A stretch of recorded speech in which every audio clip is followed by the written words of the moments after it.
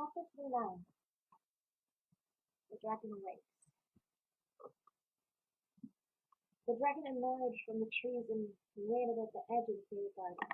He was almost as tall as the fairy house.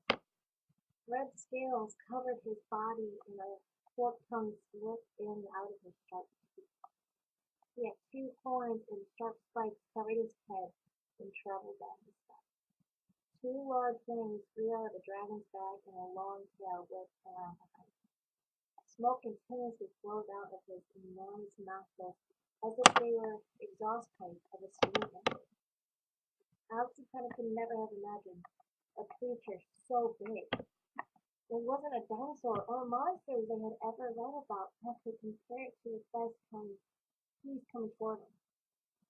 The dragon arched his back and roared at the happy ever after assembly. It was also so loud the windows shattered. All the fairies in the gardens ran or flew to the trees beyond the gardens to avoid being trampled by the creature. General Marquis rocked a stake camp for frightened fairies fleeing their homes. Kyle grabbed his sword from the ground and joined his sister and the men and women at the front of the house. Mother Goose, what do we do? He asked. Everyone turned her. Why is everyone looking at me? I've never killed a dragon before, she said.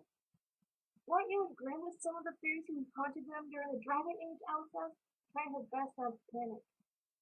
I just wrestled the smaller ones, Mother Goose admitted. Your grandmother was the one who knew how to slay them. Connor grabbed his fingers through his hair. Okay, everyone think. There's gotta be a way we can kill this thing. General Marcus could feel the anxiety all the way across the gardens. He enjoyed seeing how helpless his new pet made them feel and forced them to dwell within a little longer before ordering to attack them. The masked man appeared through the trees just below the dragon, and had never looked so happy. He gazed up at the dragon as if he were looking at an embodiment of his life's work. He had waited his whole life to possess an actual dragon, and it was bigger and better than he could ever imagine. Unfortunately for General Marquis, the masked man had more control over the dragon than he realized. That's enough waiting, the general shouted. Send the dragon to attack the Bay Palace. I want to watch it burn. The masked man turned his head sharply to the general. No, he said. The general rotated his whole body to face him. No one ever defied him so bluntly before. What did he say? The General Marquis asked him. I said no, Jacques, the masked man said. He walked toward the general, but the dragon stayed right where he was. There was something very different about the masked man. He didn't seem as frail or as hot as he usually did. Having possession of the dragon made him stand taller and much more confident. He didn't have to please anyone anymore. I've taken a lot of orders from you recently, but I have enough of it, he barked at the general. You work for me, General Marcus shouted. The masked man burst into laughter. Now comes the part when I tell you the truth, General, he said. For the minute I saw you and your men storm into the prison, you started working for me. I waited a long time for someone like you to come my way. Someone as power-hungry as Reaper, who was blinded by his determination to be easily manipulated. This whole time you only thought I was working for you, then, when actually you were giving me exactly what I wanted. Thank you for your service, General Marquis, but you are no longer valuable to my cause.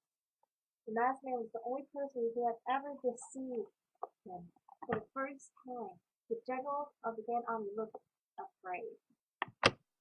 Don't just stand there! Seize this man! The general demanded. But the soldier stayed still. In this moment, the man with the dragon was the one they didn't want to cross. Wise choice, the masked man said to the soldiers. Goodbye, General. He opened his hands to the soldiers to discover he had kept the shells of the dragon egg. He clutched them very tightly. He raised his hand toward the general, and the dragon jerked his head in his direction. The dragon took 2 steps closer to him, and the general tried running. No! General Marcus screamed. The dragon took a deep breath and exhaled a long and fiery geyser from his lungs. The geyser hit the general and was consumed in his vicious flame.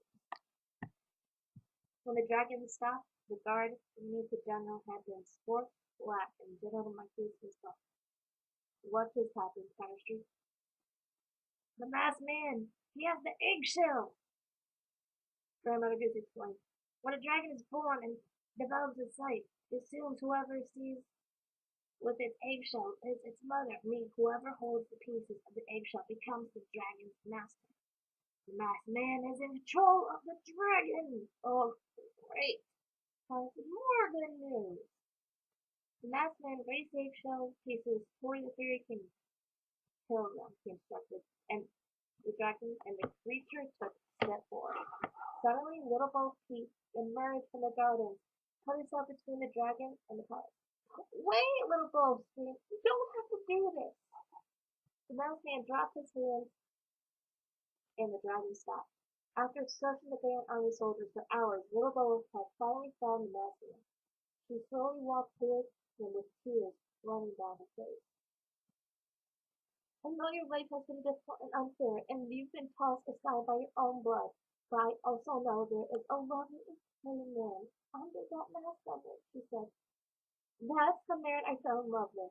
This is your chance to show the rest of the world that you're not the conniving and revenge-seeking lunatic you think you are. For my sake, show them the man I love. So there is still hope we can be together. Don't ruin the world just because it has ruined you. The others watched her with bated breath. They felt their hearts pounding out of their chests. Had her words meant something to him? Had the masked man loved her enough to call off the monster?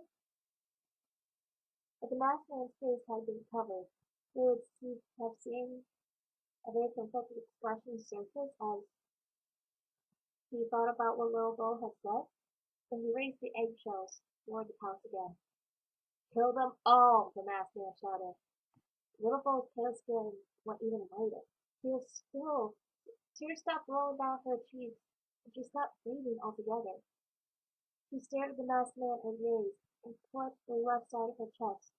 Despite her heartfelt appeal, the man she loved more than anything else in the world didn't care if she lived or died. With no one else to live for, Little Bo collapsed to the ground and became very still. Sir Lantern and Xanthiel ran to her and carried her back to the others. They laid her down on the steps, and Alex Connor being beside her. Connor took the pulse. He's dead, Connor, he gasped. The room covered their mouths, and the men removed their hats at the news. Even Red was upset to hear and buried her face in Froggy's shoulder. Alex pulled Little Bo's necklace out from the top of her dress. He inspected a tiny heart-shaped stone at the end of the chain and saw that a pearl cap formed across it. Little Bo's feet had died of a broken heart. The dragon slowly crept toward the fairy palace. He scorched the gardens beside him with his fiery breath as he went. Alex couldn't stand watching her around like a sitting duck for another second. Her grandmother was the only living person who knew how to defeat a dragon, and as long as she was still alive, there was a chance she could give them the answer. Alex ran up his barn steps and into the fairy palace, praying her grandmother could give them a solution before all was lost. Alex, where are you? Connor said, but was distracted before he could finish. Look, Goldilocks yelled. A herd of unicorns emerged from the forest behind the dragon and circled the enormous creature, preventing the beast from reaching the palace. The herd was led by Rook. He rode Cornelius at the front of the charge. He had returned just in time. The dragon was agitated by the unexpected obstacle. Destroy them and get to the palace, the masked man ordered. The unicorns stabbed their horns to the dragon's feet, and he roared in pain. The dragon picked up the unicorns with his front claws and threw them in the forest in the distance. He kicked Cornelius and he was set soaring to the gardens with Rook on his back. The dragon grew impatient and scorched the remaining unicorns with his breath. They had only slowed him down, but thankfully he had caught Alex in time. Inside the palace, Alex raced into the chambers of the fairy godmother and fell to her knees at her grandmother's bedside. Even in the fairy tale world was in the middle of the greatest crisis it had ever faced. Fairy godmother slept peacefully as if she hadn't had a care in the world. Grandma, you need to wake up, Alex said. There's a dragon outside and I don't know how to stop it. The dragon floor shook the changes, now the stairs were facing their grandmother's nostrils outside the sound house. Grandma, I know you think I'm ready to be a fairy godmother, but I'm not, she cried. Learning to be a dragon is only one of the many things I still need you to teach me. But there's also how magic left in you. I need you to wake up. I need you more than ever. Alex listened for a sound, different than that of the chaos outside, but didn't hear one. She waited for a whole minute, but nothing came. She wiped tears off the mattress and looked up at her sleeping grandma. Her grandmother was gone. Grandma, Alex asked in astonishment and looked around the chamber. Grandma? She glanced at the nightstand and saw her grandmother's wand was missing too. The fairy grandmother had left the room without making a sound. Once the dragon had dealt with the unicorns, he sped toward the palace. His wings spread out on either side as he went to attack. What do we do now? Jack asked Annette and Lenore of him. Connor was the only one to respond. Great, he said. Mother Goose took a giant swig from her flask and walked toward the oncoming dragon. I'm going to distract it. The rest of you run to the forest. You can't, you'll get crushed, Connor pleaded. Mother Goose looked back at him. It's all right, Sea Dog, she said with sad eyes. It's my fault this even happened in the first place. It's time I took a little responsibility. Before she could take another step toward the dragon roared violently. The sound knocked everyone to their knees. As they helped one another to their feet, they heard a familiar voice behind them. Step aside, Goose. Slaying dragons was never your cup of tea, said a woman's soft and sweet voice. Everyone turned and looked at the top of the fairy palace footsteps and couldn't believe their eyes. Grandma, Connor panted. The fairy godmother had appeared, wearing nothing but her nightgown. Here's my appearance. I only just woke up a few moments ago and didn't have time to dress for the occasion, she apologized. The dragon stopped in his tracks when he saw the fairy godmother. She was the only thing that intimidated him in the slightest, as if it was in his DNA to fear her. He roared at her, knocking everyone back on the ground except for the fairy godmother. She walked barefoot down the steps and into the gardens toward the gigantic feast with her wand ready. Alex ran out of the palace and joined Connor at the front steps. She gasped and dropped into a key position when she saw what the others were witnessing. The sight was unbelievable. Their tiny grandmother gingerly walked toward a massive fire-breathing dragon, as if she were taking a trip to the grocery store. Grandma, wait, you can't do this, Connor yelled. Grandma, you're sick. Please come back, Alex cried after her. The grandmother looked at them with a twinkle in her eye. Don't worry, children. I still have a little magic left inside me and can't think any better way to use it, she said. This is going to be fun. The men and the women, soldiers and fairies, kings and queens, trolls and goblins watched in disbelief as the old one walked closer to the dragon. The giant creature screeched at the fairy godmother and blew a fiery geyser in her direction. She blocked it with her wand and the fire was set in all directions except to the palace behind her. You took those long yards to make a mess, and the fairy godmother said to the dragon. Don't just sit here there. Destroy her, the masked man demanded from the other side of the garden. The dragon blew his strongest gust of fiery breath at the old woman, but she blocked every one of them with her wand. The twins clutched each other, terrified they were about to see their grandmother get hurt. But on the contrary, their grandmother laughed as the dragon attempted to harm her. The key to slaying a dragon is always remember you're much smarter and more powerful than he is, the fairy godmother called the men and women behind her. He may seem scary, but he's really nothing but a large winged reptile with horrid breath. A long, silvery tail erupted from the tip of the fairy godmother's. She happily waved her wand in the air as if she was conducting an orchestra, and the tail flashed through the air like a giant whip. The tail grew longer and longer by the second. The dragon jumped back and forth, trying to avoid it. Eventually, the tail was too long. The dragon tangled himself in it when he tried to fly away. The fairy godmother had the dragon exactly where she wanted him. She cracked her wand like a whip again, and the trail that was wrapped around the dragon grew brighter and brighter. The others covered their eyes at the blinding sight, and the dragon burst into clouds of ash. No! The masked man screamed, and the sound echoed throughout the entire kingdom. He turned back to the Grand Army soldiers with infatuated eyes. It was a face much more frightening than any the general had ever made. Don't just stand there gawking at me, you idiots! We need to get out of this kingdom immediately! None of the soldiers questioned masked man's leadership, and they hurried behind them, escaping to the forest before the fairies came after them. The fairy godmother took a deep breath, satisfied now, and closed her eyes. The news gave way and she slowly fell to the ground, landing softly on the bed.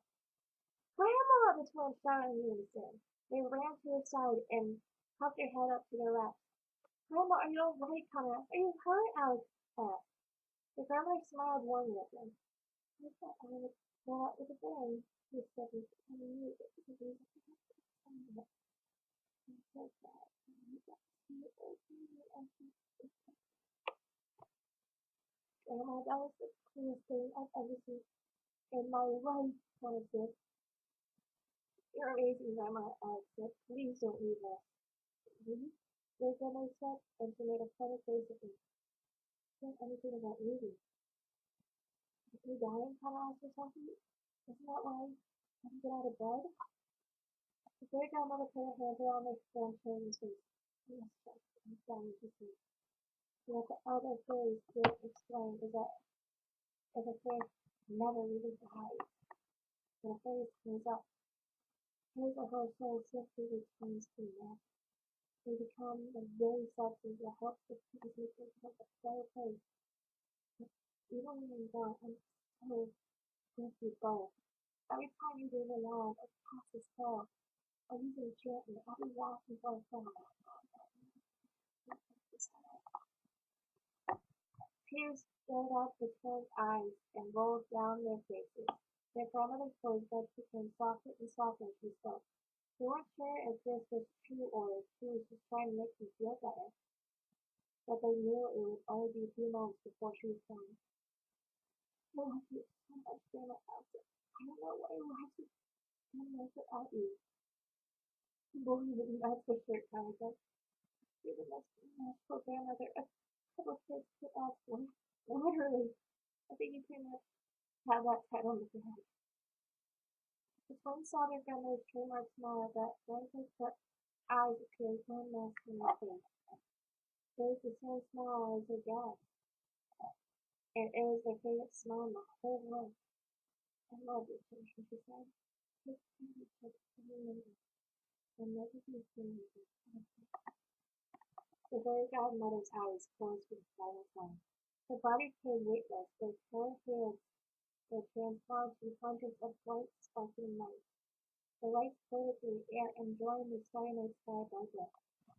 Connor and Alex had never seen anything like it. Even as she passed away, their grandmother found a way to leave the twins fascinated. Perhaps she had indeed returned to magic after all. The twins hugged each other and cried in each other's arms as the sun rose above them. The fairy godmother was gone, but the fairies remained that live to see another day. Alright, that is the end of chapter 29. Thank you so much for listening. Don't forget to subscribe if you want to hear more about random stories of Grimm and more books to come.